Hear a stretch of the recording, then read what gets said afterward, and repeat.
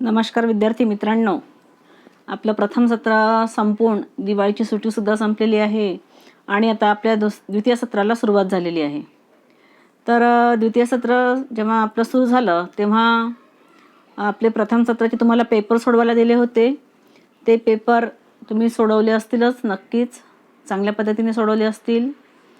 आणि आता आपण द्वितीय सत्रातील पहिला जो पाठ आहे हा बालीबेट 11वा पाठ. तर तो बालीबेट नावाचा पाठ आपण आज बघणार आहोत. तर हा जो पाठ आहे हा पु ल देशपांडे यांनी लिहिलेला आहे. 1919मध्ये त्यांचा जन्म झाला होता आणि 2000मध्ये त्यांचा मृत्यू झाला. पु ल देशपांडे हे प्रसिद्ध विनोदी लेखक व नाटककार होते. नसती उठा ठेव, बटाट्याची चाळ, गोळाबेरीज, असामी असामी, फसवणूक इत्यादी विनोदी पुस्तके त्यांनी लिहिलेली आहेत. त्याचबरोबर अंमलदार, भाग्यवान, तुझ्या आहे तुझपाशी, सुंदर मी होणार, ती फुलराणी इत्यादी नाटकंसुद्धा त्यांनी लिहिलेली आहेत. व्यक्ती आणि वल्ली हे व्यक्तिचित्रण आणि अपूर्वाई आणि पूर्वरंग ही प्रवास वर्णने त्यांची प्रसिद्ध आहेत. तर हा जो पाठ आहे बालीबेट हा प्रस्तुत पाठामध्ये लेखकांनी इंडोनेशियात जो देश आहे त्या इंडोनेशियामधील बालीबेट म्हणजे तो इंडोनेशिया देश जो आहे तो सर्व बेटांचा बनलेला आहे. आता बेट म्हणजे काय की ज्याच्या चारही बाजूला समुद्र असतो आणि मध्ये जमिनीचा भूभाग असतो. तर अशा बेटांनी अनेक अशा बेटांनी तो इंडोनेशिया देश बनलेला आहे. तर त्यातलं सर्वात सुंदर बेट जे आहे ते बाली बेट आहे. आणि त्या बाली बेटावरील निसर्गसृष्टी आणि तिथले हिरवी कंच, झाडी, निळाशार समुद्र, अतिशय सुंदर असं निसर्ग त्या बाली बेटाला लाभलेला आहे. आणि त्याचे नयनरम्य वर्णन लेखकांनी या प्रस्तुत पाठामध्ये केलेले आहे. तर आपण आता पाठाला सुरुवात करूया. इंडोनेशिया हा समुद्रात रत्नजडित कंठा फेकून द्यावा तसा एक पाचूच्या बेटांचा पुंजका आहे. पण बाली मात्र या कंठ्यातील कंठमणी. इंडोनेशियातल्या बेटांच्या समूहात बाली बेट एखाद्या ठिपक्यासारखेच, आपल्या गोव्या एवढे आणि गोव्यासारखेच. तर या ठिकाणी इंडोनेशिया हा जो देश आहे म्हणजे जसा एखादा आपण गळ्यात कंठा घालतो मोठ्या मोठ्या मण्यांचा, तो कंठा आपण असा ओढला आणि फेकला तर काय होईल की त्या कंठ्यातले मोठे मोठे जे मणी आहेत ते असे वेगवेगळ्या ठिकाणी जाऊन पडतील, नाही का. तर जसे ते मणी एक वेगवेगळ्या ठिकाणी जाऊन पडतील त्याचप्रमाणे इंडोनेशिया हा जो देश आहे बेटांचा, तर त्याला बघून असं वाटतं की जणू काही समुद्रामध्ये एखादा रत्नजडित कंठा फेकून दिला आहे आणि त्याचे मोठे मोठे मणी त्या ठिकाणी विखुरलेले आहेत. अशा प्रकारे अनेक असे बेट समुद्रामध्ये आपल्याला त्या ठिकाणी बघायला मिळतात. त्या अनेक अशा बेटांनाच लेखकांनी कंठाचा रत्नजडित कंठ्याची उपमा दिलेली आहे. उपमा म्हणजे एखाद्या वस्तूवरून दुसऱ्या वस्तूची तुलना करणे. तर पाचूच्या बेटांचा पुंजका आहे. पाचू म्हणजे काय की एक हिरव्या रंगाचे मौल्यवान असे रत्न, ते गर्द हिरव्या रंगाचे रत्न असते पाचू. आणि म्हणून पाचूच्या बेटांचा पुंजका म्हणजे ते जे सगळे बेट आहेत ते हिरवीगार आहे, सुंदर अशी निसर्गसृष्टी त्या ठिकाणी आहे आणि म्हणून त्या बेटांना पाचूच्या बेटांचा पुंजका असे म्हटलेले आहे. पुंजका म्हणजे समूह. पण त्या सर्व बेटांमध्ये सुंदर असं जर बेट असेल तर ते आहे बाली नावाचं. जसं आपल्या कंठ्यामध्ये किंवा आपल्या गळ्यातल्या हारामध्ये एक मोठा मणी असतो किंवा पेंडल असते आणि ते सर्वात सुंदर असते इतर मण्यांपेक्षा, तसं त्या सर्व बेटांमध्ये अतिशय सुंदर असं बेट जे आहे ते आहे बाली. आणि म्हणून बालीला कंठातील कंठमणी असं म्हटलेलं आहे. इंडोनेशियातल्या बेटांच्या समूहात बाली बेट एखाद्या ठिपक्याप्रमाणे अनेक बेट आहेत. तिथे अनेक बेटांमध्ये बाली बेट जे एखादं छोटं बेट आहे ते, परंतु ते दिसायला सुंदर आहे, त्याच्यातली निसर्गसृष्टी अतिशय सुंदर आहे. आणि म्हणून लेखक म्हणतात की ते आपल्या गोव्या एवढा आहे, जसं आपल्या भारतामधला गोवा आहे. अतिशय सुंदर असं ठिकाण आहे गोव्याला. निळाशार समुद्र, हिरवीगार झाडी, अप्रतिम सौंदर्य आहे तिथे निसर्गाचं लाभलेलं. त्याचप्रमाणे ते बाली बेटसुद्धा गोव्या एवढेच आहे आकाराने आणि गोव्यासारखेच ते सुंदर पण आहे. आता इथे तुम्हाला बघा चित्र दिलेलं आहे बाली बेटाचं. बघा किती छान वाटत आहे बघायला. चित्र सुद्धा किती सुंदर दिसते. हिरवा निळाशार समुद्र दिसतोय, निळेशार आकाश, इकडे हिरवीगार झाडी, बेट आहे ते. म्हणजे आजूबाजूला सगळं पाणी आहे आणि मध्ये हा जमिनीचा असा भूभाग असतो आणि अशा प्रकारच्या भूभागांना काय म्हणतात? बेट असे म्हणतात. ते बाली बेटचं चित्र दिलेलं आहे आपल्याला या ठिकाणी. त्यानंतर पुढे बघू आपण आता की आपल्या नृत्य, गायन, शिल्प, चित्र अशा विविध ललित कलांचा रंगीबेरंगी गोफ विणणारे या बेटात भारतीय संस्कृतीचे केवळ अवशेष आहेत असे म्हणणे हा ह्या बेटांचा अपमान आहे. लक्ष मोती उधळून चूर होऊन जावे आणि एखादा मोती कुठेतरी दूर पडून तसाच अभंग राहावा असे हे बाली बेट. तर लेखक आपल्याला सांगतायत की या बेटावर, बाली बेटावर 4 कला आहेत. ललित कला आहे, नृत्य, गायन, शिल्प आणि चित्र. नृत्य म्हणजे नाच गाणे, अतिशय सुंदर प्रकारचे डान्स त्या ठिकाणी लोक करतात. त्यानंतर गाणे गातात म्हणून गायन ही कला आहे. शिल्प म्हणजे दगडावर केलेलं कोरीव काम, ती कला त्या ठिकाणी अतिशय सुंदर प्रकारे रेखीव कोरीव काम केलं जातं. आणि चित्रकलासुद्धा त्या ठिकाणी आजही जिवंत आहे, म्हणजे अतिशय सुंदर अशी चित्र तिथले लोक काढतात.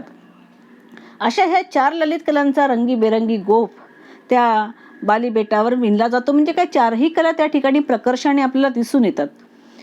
या बेटामध्ये भारतीय संस्कृतीचे अवशेष आहे असे म्हणणे म्हणजे अपमान आहे असं म्हटलं लेखकांनी. कारण की अवशेष म्हणजे काय की पुसटशा राहिलेल्या खुणा. परंतु भारतीय संस्कृतीमध्ये सुद्धा नृत्य, गायन, शिल्पचित्र या गोष्टींना, या कलांना फार महत्त्वाचं स्थान होतं.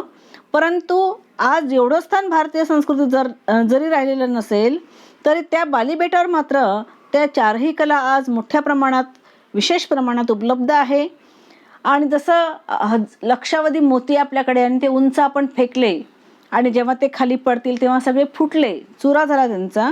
परंतु त्यातला एखादा मोती मात्र दूर घरंगळत गेला आणि तो अभंग राहिला, तो तुटला नाही, फुटला नाही, त्याचं सौंदर्य तसंच कायम राहिलं, तो तसा सुंदर कायम राहिला. तर लेखकांचं म्हणणं आहे की अनेक मोती वर फेकल्यानंतर एखादा मोती जर अभंग आणि सुंदर असा कायम राहिला असेल तर अशाच प्रकारचं ते बाली बेट इतर बेटांपेक्षा अतिशय सुंदर आणि अतिशय कला, शिल्पकला, नृत्यकला, गायनकला अशा विविध कलांनी ते आजही गजबजलेले आहे. अतिशय सुंदर असे ते बेट आहे. त्यानंतर जकार्ताहून रात्री 11च्या सुमारास बालीला जाणाऱ्या विमानातून निघालो आणि मध्यरात्री बालीमधल्या देनपसार गावच्या चिमुकल्या विमानतळावर उतरलो. बाली हा टुरिस्टांचा स्वर्ग आहे. तर लेखक जकार्ताहून निघाले रात्री 11च्या सुमाराला. रात्री 11 वाजले होते, विमानातून निघाले होते बालीला जाण्यासाठी. आणि मध्यरात्री म्हणजे 1 तासामध्ये, जकार्ताहून 1 तासामध्ये ते कुठे पोहोचले? बाली बेटावर येऊन पोहोचले. तिथे एक देनपसार नावाचं छोटंसं विमानतळ आहे बाली बेटावर आणि त्या चिमुकल्या म्हणजे छोट्याशा विमानतळावर ते उतरले. आता बाली जे बेट आहे ते टुरिस्टांचा स्वर्ग म्हणतात त्याला. टुरिस्ट म्हणजे कोण? पर्यटक, जे जगभरातले लोक विविध सुंदर ठिकाणं पाहायला जे फिरत असतात त्यांना टुरिस्ट म्हटलं जातं. तर बाली हे जे बेट आहे त्याला टुरिस्टांचा स्वर्ग म्हटलं आहे. कारण काय की विविध देशातले लोक, विविध देशातले पर्यटक किंवा टुरिस्ट त्या ठिकाणी सतत ये जा करीत असतात ते बाली बेट बघण्यासाठी. आणि विविध प्रकारची भाषा बोलणारे, पोशाख असणारे, विविध प्रकारचे वर्ण असणारे असे लोक त्या ठिकाणी सतत ये जा करीत असतात आणि म्हणून त्याला टुरिस्टांचा स्वर्ग म्हटलेले आहे. त्यामुळे इथले टुरिस्ट खाते अतिशय तत्पर आहे. मी कोण आहे हे कळल्यावर तिथला एक तरुण अधिकारी म्हणाला, तुम्हा उभयतांचे अधिक मनपूर्वक स्वागत. तर आता तिथे टुरिस्टची इतकी ये जा सुरू असते बाली बेटावर, त्यामुळे टुरिस्टची सगळी व्यवस्था सांभाळणारे जे खातं आहे तिथे, टुरिस्ट खातं, पर्यटकांची व्यवस्था सांभाळणारं, ते तत्पर आहे. कुठल्याही टुरिस्टची गैरसोय होणार नाही याची दखल ते घेतात. कारण जगभरातले पर्यटक त्या ठिकाणी येतात आणि त्या जगभरातल्या येणाऱ्या पर्यटकांवरच तो देश, बाली बेट चालते.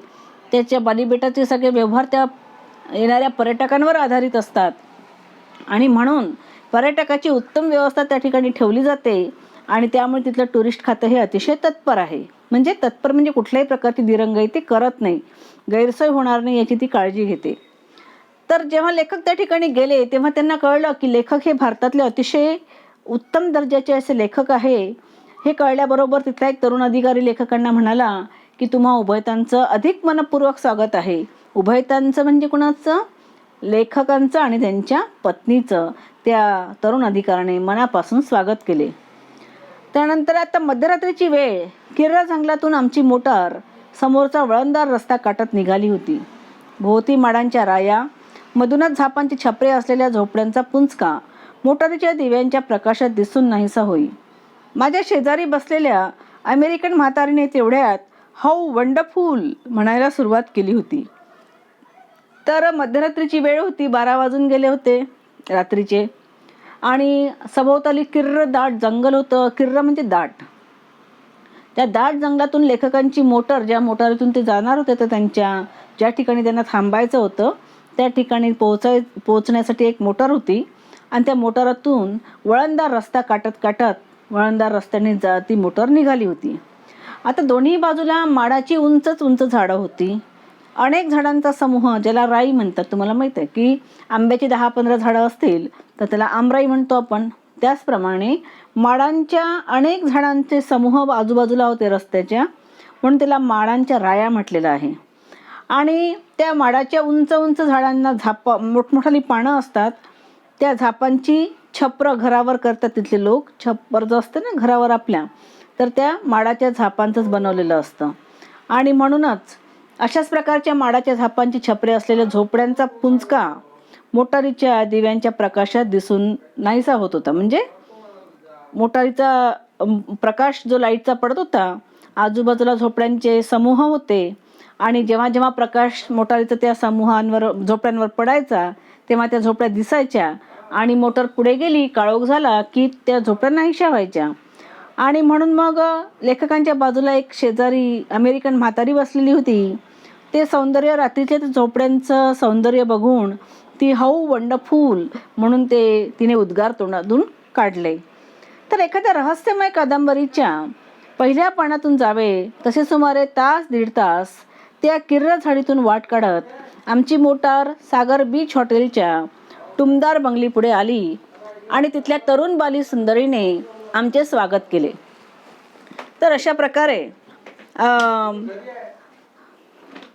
एखादे लेखक म्हणतात की एखाद्या रहस्यमय कादंबरी जर आपण वाचायला घेतली आहे, तर रहस्यमय म्हणजे नेमकं काय, की पुढे काय होईल हे आपल्याला माहिती नसतं. एक गूढ असतं त्या कादंबरीमध्ये.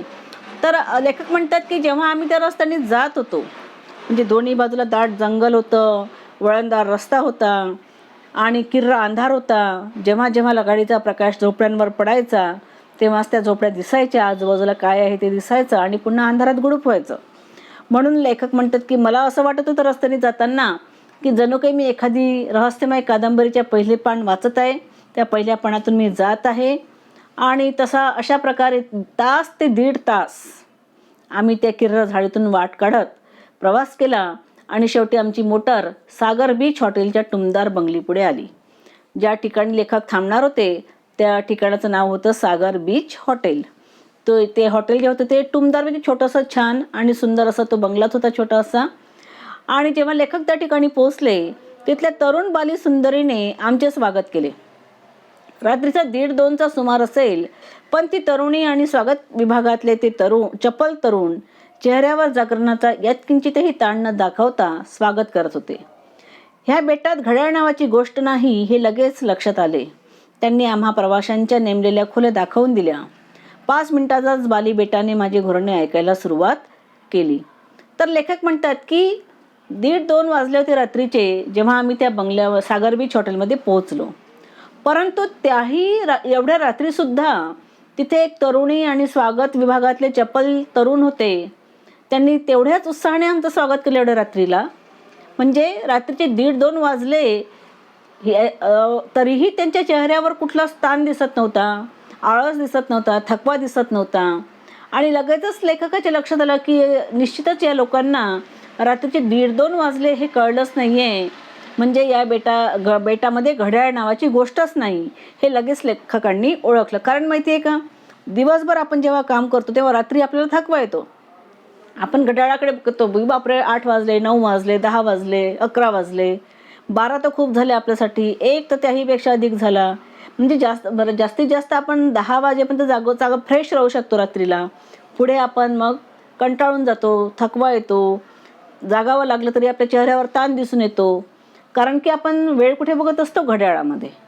पण या बाली बेटावर घड्याळच नसल्यामुळे आणि त्या लोकांना त्या सतत टुरिस्टांचे येण्या-जाण्याची सवय झालेली असल्यामुळे त्यांना त्या जागरणाचा ताण जाणवत नव्हता आणि म्हणून त्यांनी एवढ्या रात्रीसुद्धा यांचे मोठ्या हसतमुखाने स्वागत केले होते. तर लगेच तिथे गेल्यानंतर त्यांनी स्वागत केले त्या लोकांनी, लेखकांचं आणि त्यांच्यासोबत असणाऱ्या लोकांचं, आणि त्यांच्या ज्या खोल्या होत्या त्या हॉटेलमधल्या त्या दाखवून दिल्या आणि 5 मिनिटातच लेखक घोरायला लागले. म्हणजे दिवसभराच्या प्रवासाने दमले होते आणि 5 मिनिटातच त्यांना शांत झोप लागली आणि ते घोरायला लागले. आणि पहाटे लवकर जाग आली, त्यामुळे शांत झोप लागली आपल्याला, गाढ झोप लागली की जाग लवकर येतो मग. तर पहाटे लवकरच त्यांना जाग आली आणि बाहेरच्या ओटावर येऊन जेव्हा त्यांनी बघितलं तेव्हा त्यांना काय दिसलं की दारातच समुद्र आहे. म्हणजे ते जे हॉटेल होतं ते समुद्र काठावर असल्यामुळे अगदी ते हॉटेल रूममधून बाहेर ओट्यावर आल्याबरोबर त्यांना समुद्र दिसला आणि त्या अंधुक प्रकाश होता सकाळचा म्हणजे सूर्योदय व्हायचाच होता. तुम्हाला माहिती आहे सकाळी 5 वाजता जेव्हा आपण उठतो तेव्हा प्रकाश पसरलेला असतो, परंतु ऊन म्हणजे सूर्योदय झालेला नसतो, पण प्रकाश पसरलेला असतो. त्याला संधी प्रकाश म्हणतात. दिवस आणि रात्र यांना जोडणारा जो प्रकाश असतो त्याला काय म्हणतात? संधी प्रकाश. तर असाच तो अंधुकसा प्रकाश दिसत होता आणि अंधुकशा प्रकाशामध्येच चिमुकल्या होड्या मासेमारीला निघाल्या होत्या कोळ्यांच्या. तिथे कोळी, समुद्राच्या काठावर राहणारे जे कोळी असतात त्यांचा व्यवसाय कोणता असतो? मासेमारी करणे. आणि त्यामुळे एवढ्या पहाटेच्या अंधुक प्रकाशामध्येच ते कोळी निघाले होते मासेमारी करण्यासाठी आणि त्यांच्या छोट्या छोट्या होड्या लेखकाला त्या अंधारामध्ये दिसत होत्या आणि ओटी पुढच्या अंगणात लेखकांनी फिरायला सुरुवात केली. तर अशा प्रकारे आपण या ठिकाणी थांबूया. यानंतरच्या तासिकेत आपण राहिलेला भाग आपण बघणार आहोत. तर पाठ समजून घ्या आणि एकदा पाठाचं मूक वाचन करायचं आणि त्यातल्या 10 वाक्यांचं शुद्ध लेखन लिहून काढायचं. अणुलेखन करा वाटल्यास बघून लिहायचं. ठीक आहे. धन्यवाद.